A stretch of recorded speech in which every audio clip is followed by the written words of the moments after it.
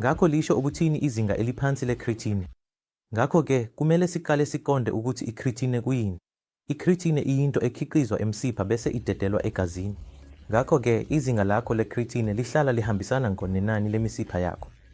Ngakho-ke uma une-creatine ephansi, cabanga uneduna elakhiwe ngokulingene, isisindo sakho silinganiselwa kumakheji angama-60. I-creatine yakho okulindelekile noma okufanele ibe khona kufanele ibe phakathi kuka-0.8 kuya ku-1 noma ingaphansi kuka-1.1. Uma ingaphansi kwalokho, kusho ukuthi inani lemisipha yakho liphansi. Lokho kusho ukuthi udla amaprotheni amancane. Imisipha yakho iyancipha okungekuhle nhlobo.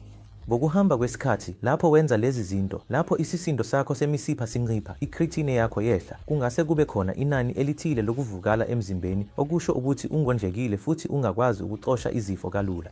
Ngakho-ke i-creatine ephansi ilingana nemisipha ephansi. Lokho kusho ukuthi awudli amaprotheni anele. Ngakho-ke uma i-creatine yakho iphansi, kufanele uhlolelwe ubone ukuthi imisipha yakho imingaki, ukudla kwakho kuphambuka kuphi, bese ushintsha indlela odla ngayo.